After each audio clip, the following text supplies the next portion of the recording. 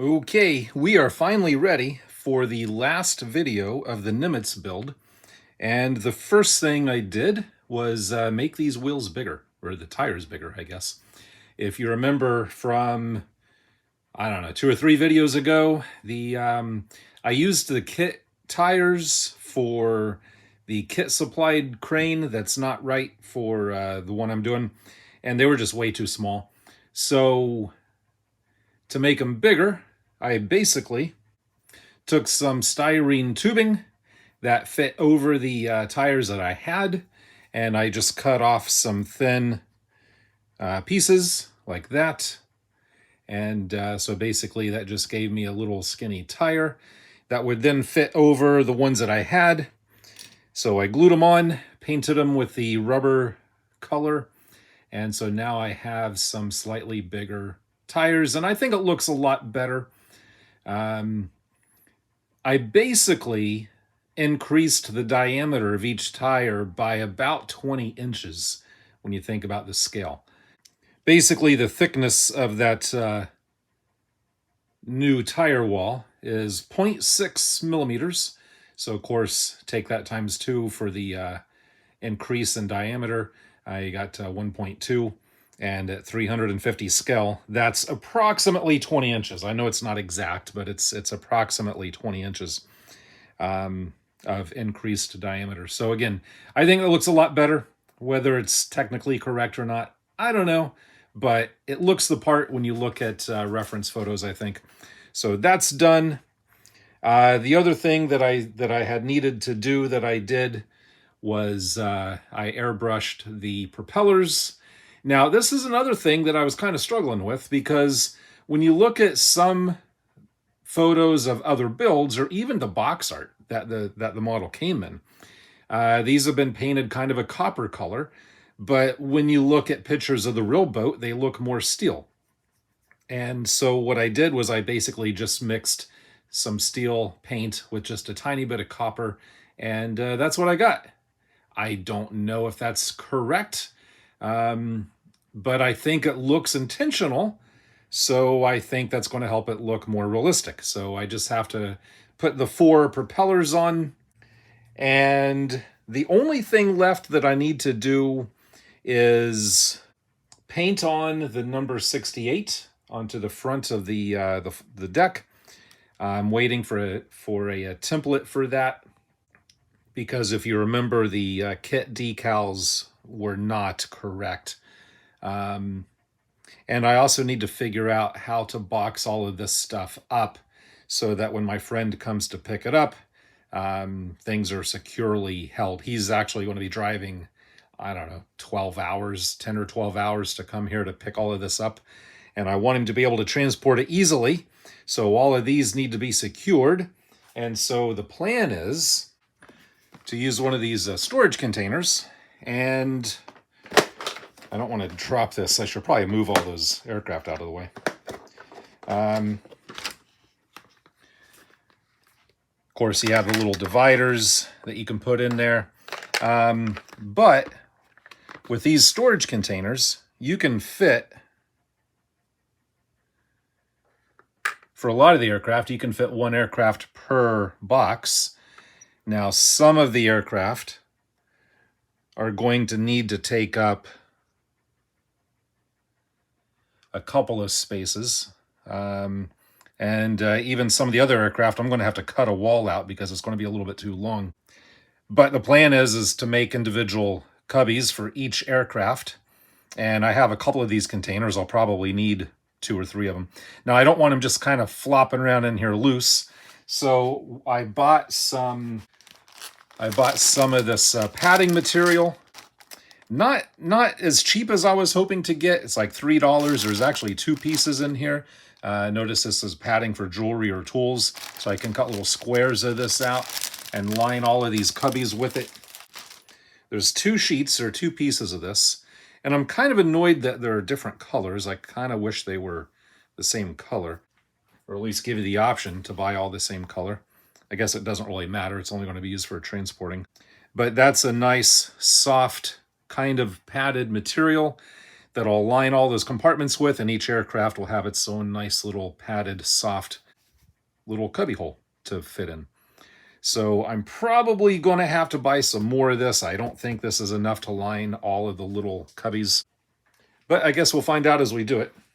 I also got some sticky back felt. I want to use this to line the stand that the whole model sits on. There's like a little plastic display base stand that it sits on, so I still need to paint that and then line the top of that with this so the model sits on a nice felt. So that's the plan. Not really a whole lot to show you guys except for what it looks like when it's done, I guess. So I think the first thing I want to do, just so I can clear all of this out of the way, is line all the little cubbies with the padding and then get all of these things in their little storage spots. And then I can bring the whole model here. Oh, I also need to do a little bit more like detailing. I want to get some rust stains coming out of some of the little areas on the side of the hull. So yeah, let me get all this stuff put away, and then I'll get the whole ship over here and do some work on that. So be back with you here in just a little bit. Okay, I've got all the little airplanes in the little storage spots. So show you what I got going on here.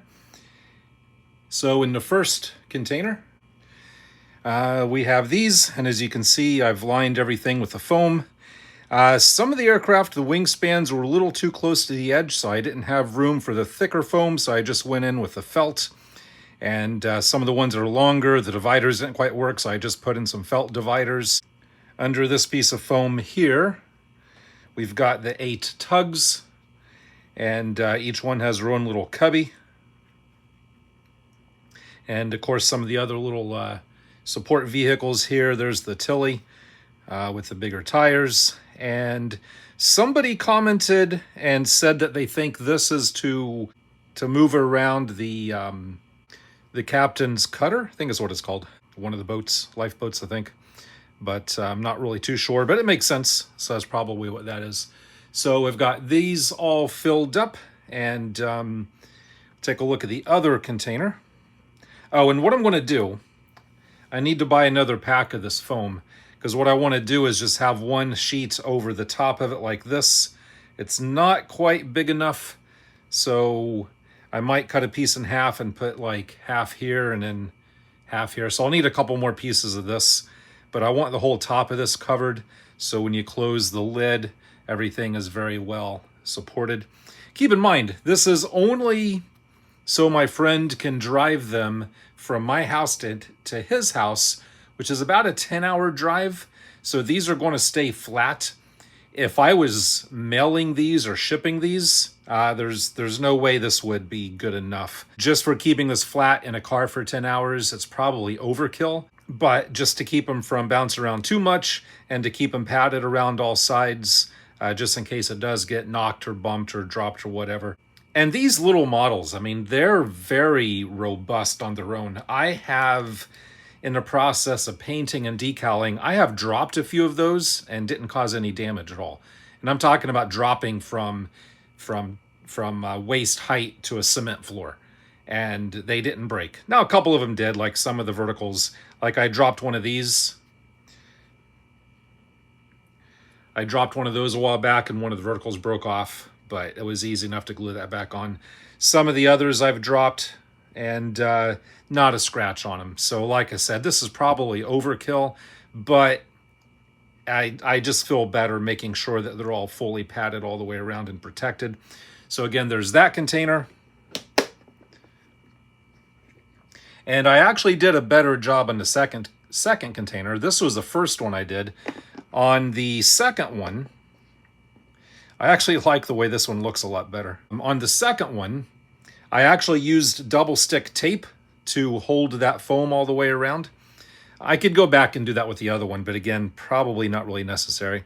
For the Hawkeyes with the wings unfolded, they were just too big for a single box, so I had to cut some walls out, make new walls so they could be staggered, so the wings would be staggered. And there was still room behind them for some more airplanes there. And those walls are just glued in. I just use like a fabric glue on the edges of those to glue those in. Just some little supports there to keep the nose from moving around. So those should be good there. Got the helicopter over here. Under this one, I've got the 8 Fort trucks under here. And as you can tell, I've got 3 extra cubbies. And that's not really because I miscounted. It's basically just because I didn't count. I cut all the walls out to make the bigger aircraft fit. And then I just lined all of the others, and I ended up with 3 extra cubbies. So yeah, maybe there'll be something that can go in there later. I don't know. But for now, I got 3 extra little openings. I also need to figure out a way to support the helicopter main rotor. I mean, it can go right in there, but not really digging that too much. I'll probably just sandwich that between a couple of pieces of the foam with it just on top or something. So yeah, I got to figure out a best or a good way to secure that somewhere so it doesn't get lost or damaged. Actually, I might be able. No, that won't fit. I could put that there, and then maybe that'll go right there. So problem solved. That'll work just like that. I'll put another piece of foam on top of it. But yeah, I like that. That'll work. So all of the aircraft are nice and packed and secured and ready for their trip to my friend's house. So now what I can do is put these off to the side, clear off my workbench, and bring the rest of the model over to my workbench and do the final touch-up painting, and then this video and this project will be done. So let me get to that, and I'll show you what that looks like here in just a bit. Okay, so I put all the aircraft away, cleaned off my workbench, and brought the bottom part here over. And as you can see, I've got the propellers installed, and so this part is pretty much done. And I started working on the piece that they provided to set this on when it's all done. And when you look at it, notice I've added some pieces of plastic because the kit part, those were like straight flat across. The bottom of the boat is curved. So when you put the boat on this, it was only touching on the very corner there and there. And so as you can tell, what I've done is I basically cut some strips of styrene and sanded them down. Right now they're still a little bit oversized, and so I bonded them on with solvent. And so what I need to do now is trim them up, because again, they're a little bit oversized, and then do a final sanding of that profile. Because right now it's not perfect to the curve. It's 100 times better than it was, but it's not quite perfect yet. So again, trim those down, sand them all to match the curve of this, and then I'm going to paint this whole thing black. And then what I'll do is I'll take some of that green sticky back felt and put a little square of felt on those pads. So when you actually put the model on it, it'll be resting on those felt pads. And I think that'll be a little better. It'll look nicer. And the thing is, though, I think I've already told you guys this. He's probably not even going to be using this. Because remember, he's got a friend who's making the resin water feature base to display it in, so it looks like it's in water. So he said that if I were to make this base part, he would probably not even use it, or if he did, it would be just once in a while. So I'm not too worried or concerned about the bottom part because he's probably not going to use it, but I still want it to fit nice and look nice. I don't want to half-ass it too much. So, but yeah, I just have to trim those up, paint it, put the felt on it, and then that'll be done. On the name tag, I noticed that on the other edge, the plastic was kind of chipped out. So I put some tape in here stacked up to make kind of like a wall, and then I put in some filler, and I'm in the process of sanding that smooth to build that wall back up. Again, it should look like that, but again, it was all chipped out and damaged. So, so once that's done, this will get painted, and my plan for this is to paint it. Maybe like steel or silver or something, and then sand off the high areas. So the frame around here will be black and the wording will be black. And of course, since the filler is white, I'll have to hand touch up that black to match, and then clear coat it. And I think that's the plan for that. But yeah, that filler is still a little bit soft, so I can't finish sanding it yet. I noticed that I was sanding it down and noticed it was a little bit soft yet. So I'm going to let that set for a little bit.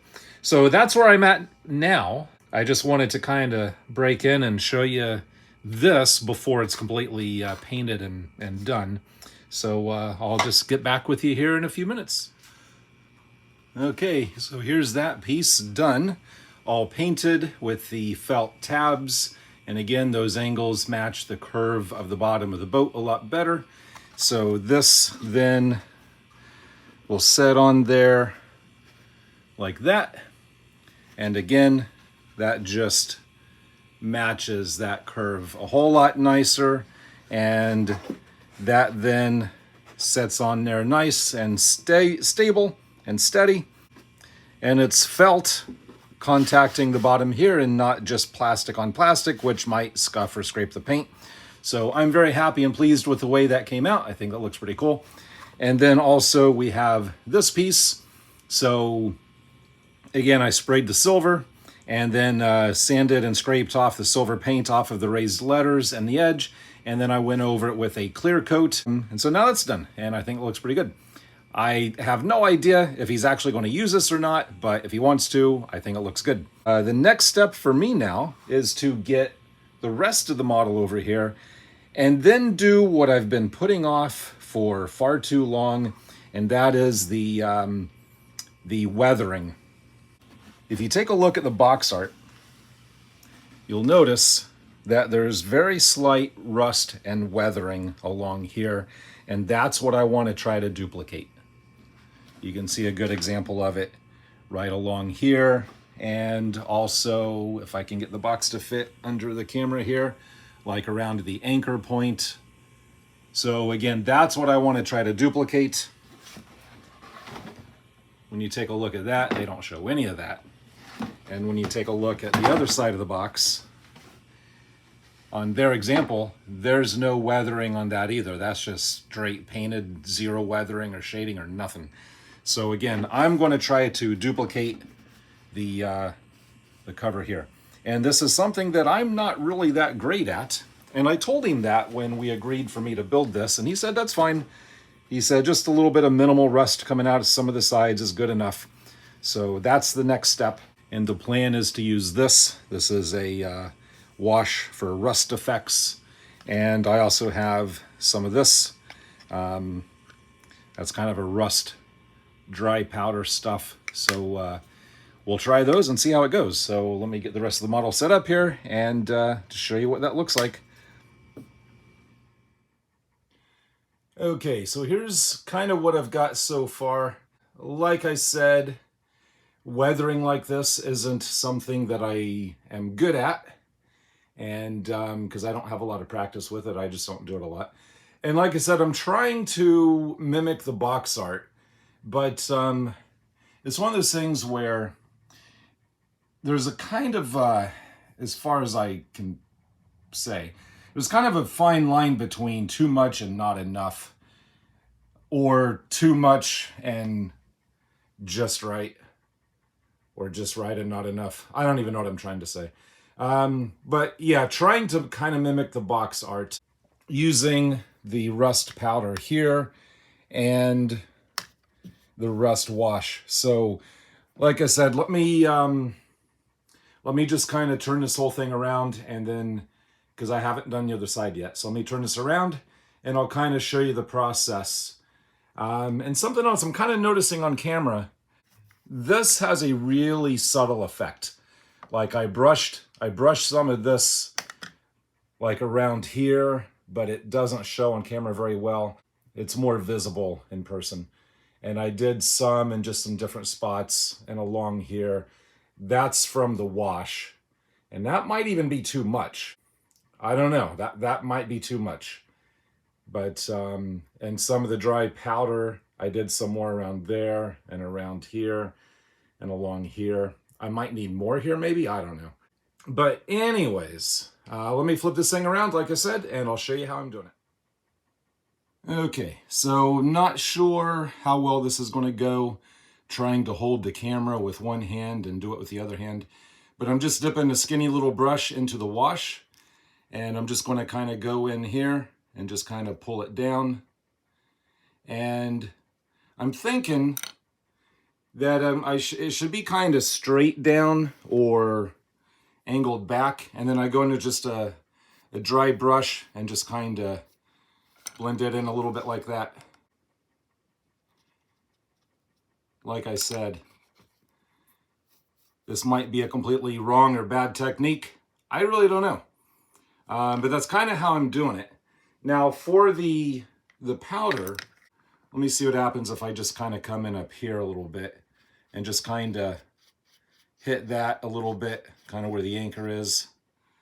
And it's very, very subtle, which I think is good, because if it laid it on really heavy and really thick, I think it'd be a little harder to get looking right. So I don't even know if that's showing up on camera very well, because it's just really very subtle, really very subtle effect. So I can go over it more until it's as dark as what I think it should look like maybe. I'll use the wash on the anchor hole a little bit, but that's kind of the process. It's just kind of slow and time consuming and tedious to go down the length of the boat, but that's kind of what I'm doing. If any of you are like really good at weathering, and I know most of you, there quite a few people are. I've seen some really impressive stuff, photos. For any of you who have good advice on how I could do it better or what I'm doing wrong, or even if you think I'm doing good, let me know. I appreciate any positive or helpful criticism that you can leave in the comments for me. I would appreciate. So, because this is definitely something that I'm not that great at. So I'm going very subtle. I'm going very minimal. I think that for me, for this model, if I overdo it, it'll look bad. I would rather have it be more subtle than overdone. And the guy I'm building this for, he said that for the time he was on it, I forget exactly if he said it was like in dry dock while he was on it or just out of dry dock, but for the most of the time he was on it, it was just freshly painted. So we agreed that I would just do very minimal weathering and very minimal rust. So, because I told him that this is something I'm not that good at, and he goes, well, that's fine, because I don't want a lot of it on there anyways. So I'm hoping this is enough for what he's looking for. So like I said, give me any feedback if you have any useful advice. And but yeah, I'm going to go ahead and finish the rest of this side, and then I'll come back and show you when it's done. Okay, so I got the file for the number 68 that my friend helped me with, and I've got the Cricut software on my phone. And basically what I did, if you look at the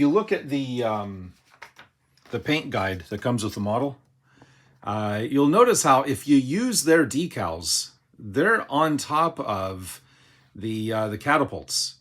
But if you look at actual reference photos, like here, they're well between the catapults. There's a better view maybe. So they're between the catapults. So when I measure from where they are here, look at using those lines as a guide and those lines, it comes out to about 2.4 inches. No, 2.24, something like that, 2.24 inches. And again, you look at the font and it's completely different from the decals that come with the kit. Yeah, I shouldn't have laid that on there, because that was a dumb idea, because that's sticky. Oh man, I'm an idiot. There we go. Yeah, I'm an idiot. I tore that up. Yeah, this is sticky, so don't put stuff on here that you don't want it that you don't want to stick to. So yeah, anyways, so like I said, the font is completely wrong. And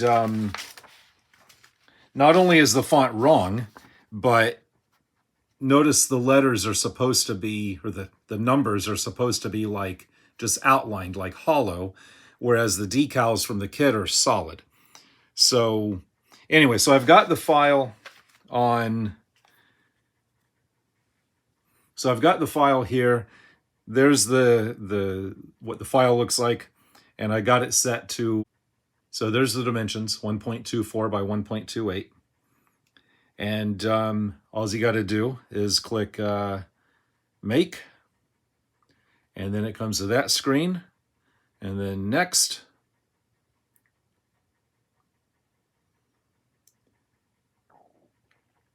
And you'll notice that light is now flashing.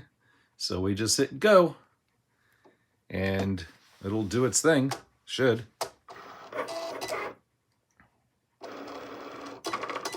That really kind of annoys me. I mean, this mat is not in the best of shape anyways. I could probably use a new one. But yeah, that kind of sucks. But anyways, I'll let that finish cutting, and then I'll come back and show you what the next step is. So once it's kind of trimmed to shape, the next step is to weed out the areas that'll be masked. And it's really kind of hard to see, but I need to get my magnifier on. But basically, and they make a tool for this. They make a tool specifically for this, but an X-Acto knife works. A needle and a little pin vise holder works.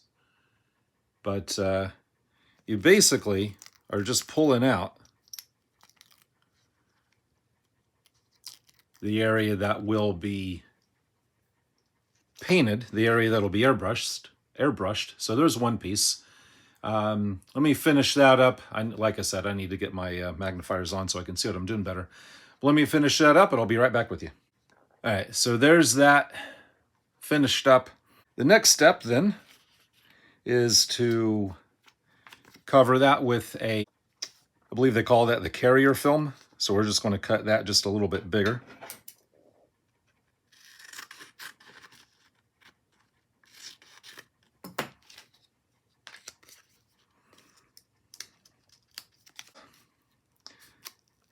Take that off, and then you stick this down.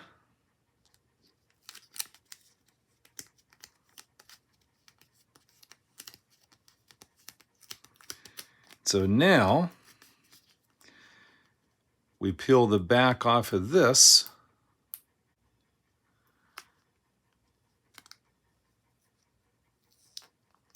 Very carefully. And that will give us the, I messed up. It pulled off part I didn't want it to pull off. So yeah, you got to do that very carefully.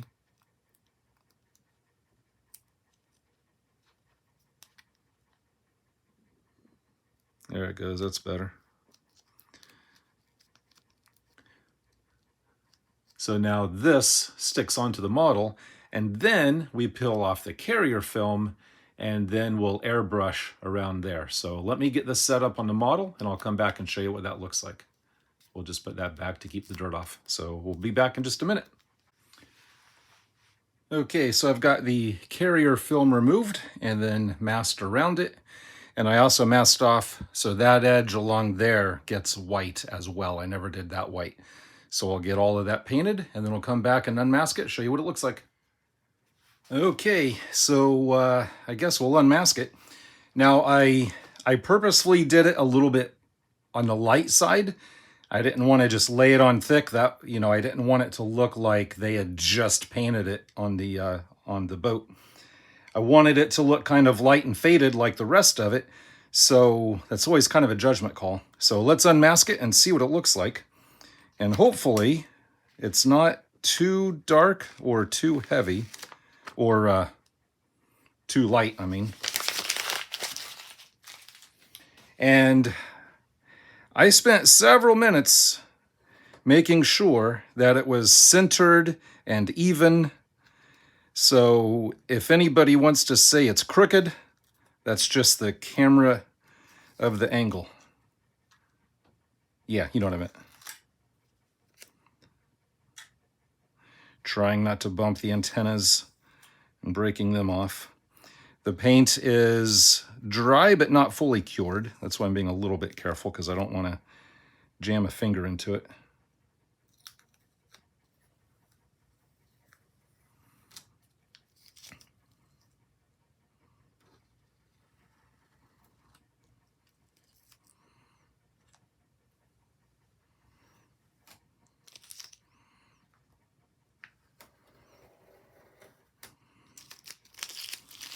Okay, now see if I can get that off.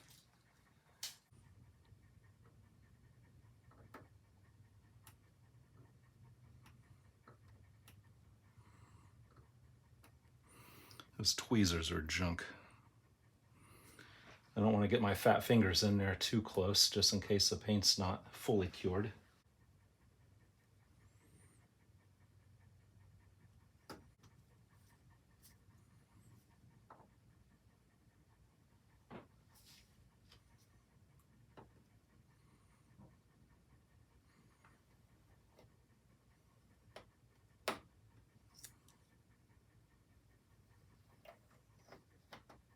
That was the easy part.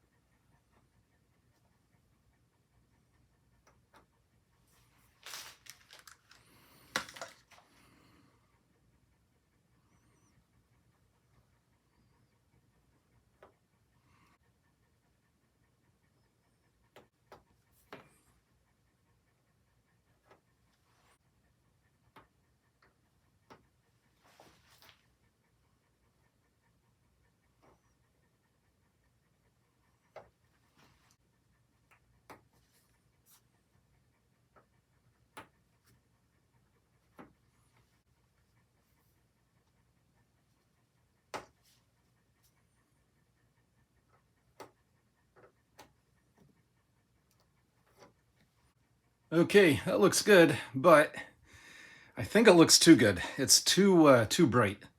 So I'm gonna let it fully cure, and then I'll hit it with like a gray wash or something, and maybe that'll tone it down a bit. But I'm thinking it's looking a little bright. I probably should have put it on a little bit lighter. But I mean that's kind of bright, I guess. I don't know. I might lighten it up just a little bit with some gray wash. I think that'll at least help. But now, for any of you thinking that maybe, because I thought this myself, it looks a little like when my friend showed me the numbers when he was working on it, they looked kind of weird. Like that part of the 8 is a lot smaller than that part of the 8. I mean, it just kind of looks weird. And the thing is, though, when you look at the photo, well, it's the same way. That part's a little bit smaller than that part. And I think it's like that because if you imagine sitting in the airplane in a pilot seat, you're going to be looking at it at an angle. So looking at an angle, that long stretched out number gets more better. You know what I mean? So he actually found, my friend that did the file for me, he found a photo of like a top-down view. And he basically used Photoshop to trace around the lines from the actual photo. So as best as we can tell, that's actually what it looks like on the real one. So again, the numbers look more better if you're looking at them at a sharp angle. So anyways, that's my story. I'm sticking to it. This is pretty much done. Like I said, once that's cured, I'll go over it with a gray wash, and then we'll set it all up, put some airplanes on the flight deck, and take some beauty shots. So we'll be back with you in a few minutes. Okay, so here it is. And I obviously did not put all the aircraft on it. I just put a few on there, at least one of each, and not all the tugs or all the vehicles, just kind of a random selection. There's the number, and I went over it with like a light gray wash, and that helped. But then I very gently dry brushed over it with the same color that I did the deck with. And that helped a lot more. Kind of hard to tell on camera, but it is a lot less bright than it was. At least I think it is. I might do a little bit more later, but I think it's okay. I think it's good. I've got the weathering and rusting along the side. Again, it's one of those things where I know if I try more, I'm going to screw it up and it's going to get bad. And as I said before, my friend and I discussed that it would be minimal weathering, minimal rust along the side. So I think we're looking pretty good there. If we take a look around the other side, we've got the back end. And then this side, got the nice little sign there, the stand, and again, a little bit of the rust and weathering coming out of different spots. Not sure how well it's shown on camera. Just take my word for it. It looks a lot better in person. But yeah, like I said, we're going to be done with this project. All I got to do now is tell my friend that it's done and wait for him to come pick it up. I'll see if I can get some nice glamour shots of it here for the end of it. But I just wanted to say thanks to all of you who watched throughout this build process. Thanks to all of you who left nice comments and informative comments. A lot of the stuff, like with colors and stuff, you guys really helped me out with a lot in comments on previous videos. So thanks for all of that. Thanks for watching. And like I said, we'll get some beauty shots and some close-ups here in a minute. But as always, until next time, thanks for watching.